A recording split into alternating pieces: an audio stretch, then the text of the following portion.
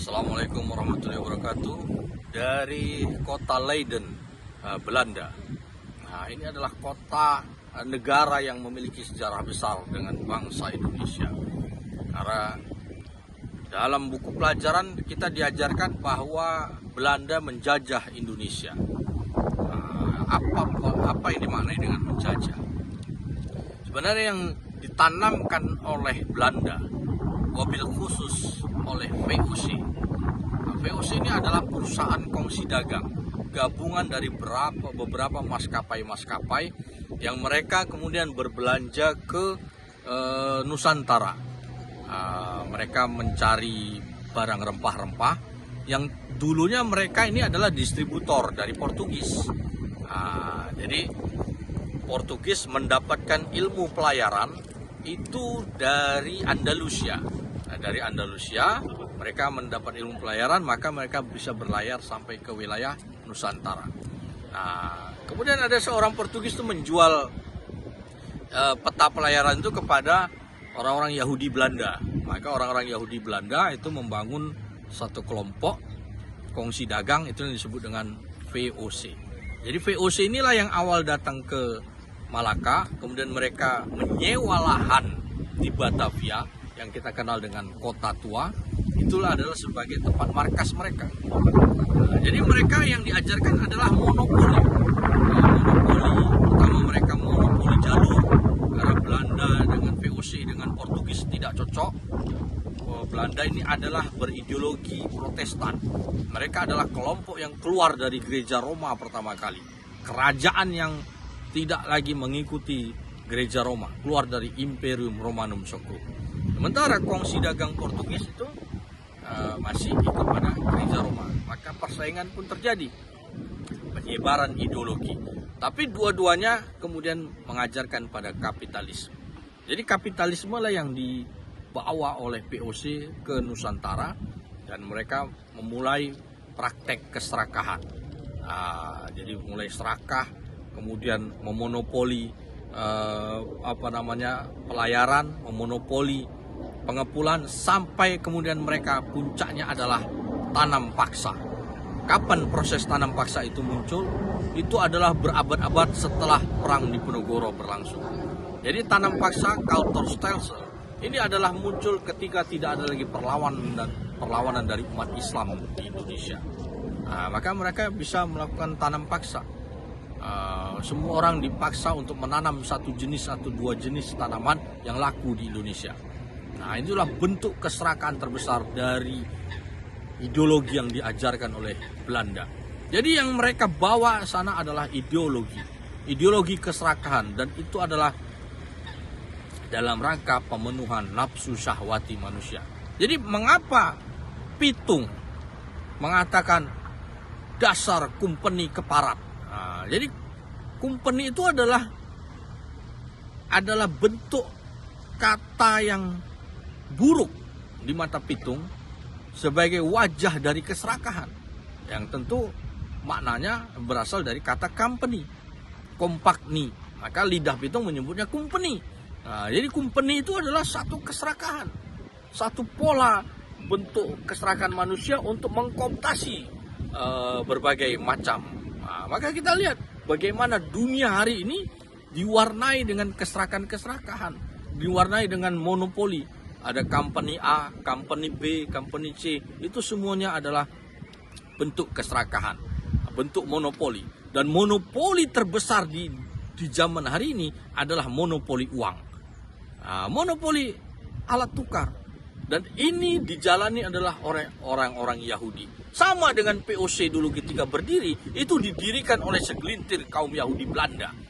Maka kita lihat Jan Patterson Koen, ini adalah Yahudi yang dia dipenggal oleh pasukan dari Kesultanan Mataram karena melakukan monopoli, berusaha melakukan monopoli, dan mereka tidak mau membayar jizyah kepada Sultanan Mataram. Maka Sultan Agung mengirimkan pasukannya, kemudian terpenggalah Jan Patterson Koen, Gubernur Jenderal Hindia Belanda. Belajar dari kesalahan itu, maka Gubernur Jenderal VOC selanjutnya mereka membayar jizyah kepada Sultan Amangkurat I. Karena inilah yang kemudian membuat tragedi bahwa Sultan Amangkurat bekerja sama dengan POC dan memusuhi beberapa ulama. Nah, tapi yang dibawa oleh POC adalah ideologi keserakahan, ideologi monopoli yang ini yang kemudian tertular sampai zaman sekarang. Karena POC inilah yang membuat company, prototipe company yang berhasil menguasai beberapa wilayah dan mereka menjadi hebat. Dan puncaknya kita lihat ada satu company yang berasal dari keluarga, mereka berhasil memonopoli alat tukar. Maka kita bisa melihat seluruh dunia hari ini alat tukarnya dimonopoli oleh segelintir orang. Nah, maka kita bisa melihat bahwa tidak ada satupun negara modern sekarang ini mampu mengontrol dan mengendalikan uangnya sendiri. Jadi US dollar tidak di bawah kendali pemerintah Amerika, rupiah tidak di bawah kendali pemerintah Indonesia, ringgit tidak di bawah kendali oleh pemerintah Malaysia. Begitu juga dengan euro.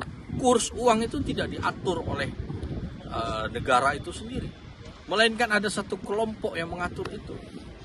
Dan itu dimonopoli adalah segelintir keluarga, dan mereka adalah keluarga Yahudi. Nah, jadi pertanyaannya, mengapa dunia bisa dalam posisi seperti ini? Nah, ini pondasinya adalah dimulai dari pertarungan ideologi. Nah, kita bisa melihat pada era Renaissance, ketika Eropa berada dalam kegelapan, yang walaupun sampai hari ini kita katakan mereka dalam kegelapan, tapi itulah puncak mereka melakukan perlawanan terhadap dogma gereja Roma. Jadi masuknya ajaran filsafat membuat kaum Eropa ini bangkit, membuat kaum Eropa ini kemudian menemukan sains, dan mereka kemudian merujuk kepada ateisme. Jadi tragedi besar yang pertama adalah Belanda mengajarkan sekulerisme. Dengan kejayaan POC itu seolah-olah Tuhan tidak ada. Maka peristiwa besar kedua adalah revolusi Inggris yang didanai dan disponsori oleh kerajaan Belanda, sehingga kemudian kerajaan Inggris keluar dari Liga Roma, tidak lagi tunduk kepada kepausan di Roma, dan 1 abad kemudian mereka mengkooptasi kerajaan Prancis yang ditandai dengan revolusi Prancis 1789. Tapi yang mereka kembangkan di situ adalah ajaran ateisme, sekulerisme. Karena semua dianggap ini adalah kehendak manusia, tidak ada kehendak Tuhan. Jadi ideologi yang dibawa dan diajarkan oleh VOC dan turunan-turunannya itulah yang melahirkan semuanya adalah kehendak manusia.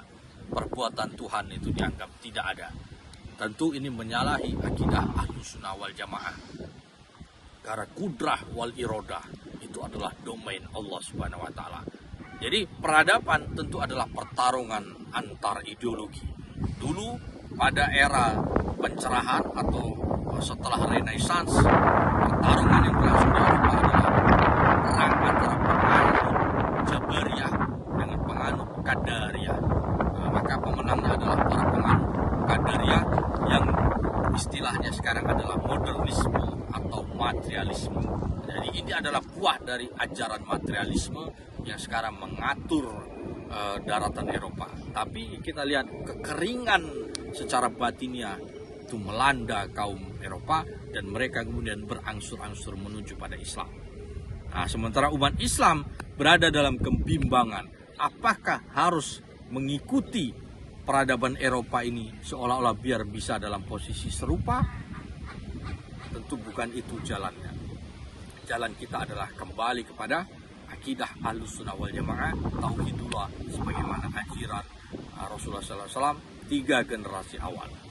Itu yang sudah lama kita tinggalkan, dan kita kembali kepada syariat Allah.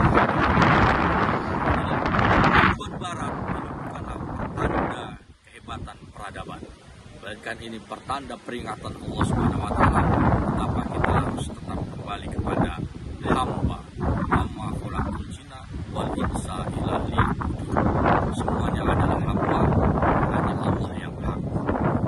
Mudah-mudahan ini bisa memberikan gambaran singkat wajah peradaban di zaman sekarang, sehingga kita tahu apa dan bagaimana jalan keluar kita untuk kembali kepada akidah Ahlussunnah wal Jamaah.